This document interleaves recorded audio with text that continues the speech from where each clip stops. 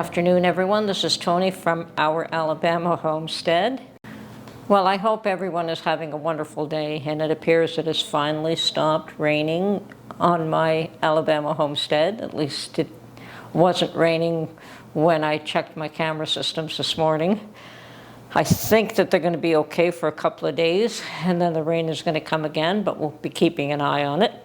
Now, one of my posters did ask me if I could actually just turn on the cameras and watch a live view of what's happening there from here. And yes, I can. That was the whole reason for installing those cameras. Let me tell you, though, most of what we do see on the camera, and it is live, is pretty boring. To date, kitty cat crossing. I'm gonna post a couple of shots of just some little corners, and the resolution may not be as good because I'm just taking a small chunk of it to post, but you can see the live action. And as I said, most of what we're watching is little critters, a kitty cat, a chipmunk, lots of flying bugs in front of the cameras, and rain, which is, the rain is also of concern, rain and wind, because we don't know what, there is a tree that is very overhangs the roof, and the last time we were there, Mark did cut a branch down. I mean, the branch was very low, so he had to cut a piece off to lift it up. And of course, any dead branches are going to fall, but and there's no way of knowing. But on the other hand, as I told Mark, that house has been there for 40 years. It seems to have withstood a lot, so hopefully, when we get back in the fall, we'll just resume the renovations that we have in mind. And yes, the whole place needs to be renovated. There's absolutely no doubt about that. And one of the major things is to put in eaves troughs and redirect the water away from the house. The house has never had eaves troughs, but what are you going to do? There's a number of things that were done extremely well and other things that were done extremely poorly, but I think that's the same with any piece of property. So as I said, I will post a couple of little videos, and you can see for yourself some of the things that we can see. Unfortunately, when they were cutting down the tree at the end of the road, although I was watching it live from my phone, that was just basically after we'd installed it, but I didn't have that set to record on my phone, so it was just a live shot. It wasn't properly set up as a client at that point, and that's what you have to do, set it up as a client on your phone or on a PC. And at this point, both Mark and I have it on. He has it on his PC, I have it on my laptop, and that's where it was set up properly, was on the laptop, but it wasn't set up to record at that point. We did some minor adjustments when we got home. And we both have it available on our cell phones. Isn't technology wonderful? We have that advantage at least, because obviously if anything does happen, it's going to be a major trip to go down and try to resolve any issues. So lots of storms, and as I said yesterday, here we had a doozy, but it's calm now.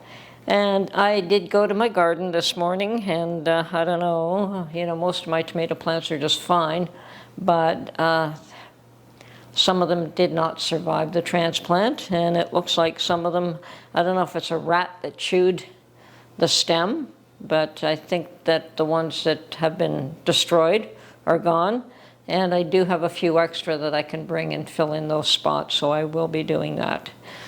But such is life. Not every plant that you plant survives. That's always been the way it is, so having a few extra never hurts.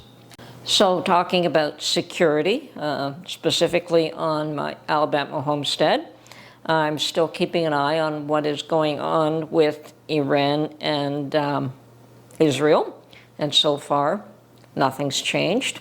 The U.S. has not gotten involved yet, and there's no way of knowing whether or not they will do, or whether Israel is able to resolve this on their own, and that's always a possibility.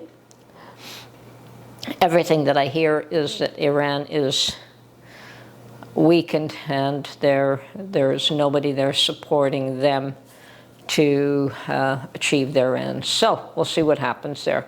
Now, as I said, talking about security, boy oh boy, did I get a surprise today. I don't know if you're familiar with Canadian politics at all, but we have, instead of governors in the U.S., we have a premier for the province, and the province would be similar, I guess, to a state in the U.S. Now, their powers are not similar, or not the same, but probably somewhat, you know, they're the head. A governor would be the head of the state, and a premier would be the head of the province. And the head of the province of Ontario has been, in my mind, a complete idiot for quite a while now, and he's supposed to be a conservative, but he seemed to always act more like a liberal, and he was very much supportive of Trudeau when a lot of us thought he should have been a little bit more on the opposite side. And then he was even extremely supportive of Mark Carney, and he thinks Mark Carney, or he's been acting like Mark Carney is the big hero who's going to stand up to Trump and blah, blah, blah, blah. Save Ontario and save Ontario jobs. Yeah, and he was shooting his mouth off and saying all kinds of things that probably he should have kept to himself. Whether he was, once again, just trying to take a position openly and loudly, and whatever the case is, he did. I think he's been going down the wrong path for the longest time, but surprise, surprise. It would seem as though in the past few days he's remembered that he's a conservative. Actually, I caught a video of him talking about crime in the neighborhood, in Ontario specifically, and how bad it's become. And he was pointing out specific cases, and then he went to the one that touched him at home. So apparently, and I knew that this had happened, I'd heard about it, apparently a few days ago, I don't know the exact date, but it was in the evening or late at night, I don't know the exact time either, but apparently a bunch of thugs went to his house, and tools in hand, and masks all covered up, whatever, and they were about to steal his car. And he has, being the Premier of Ontario, he does have security. So the security, police, or whatever the security is, I don't know if it was the provincial police that look after him or what the case is, but apparently there was a chase on. I mean, they were prevented from stealing his vehicle. And that, of course, seemed to affect our dear Doug Ford. He was quite, let's say, put off by the idea that he was targeted. Whoa, it's touched home, close to home.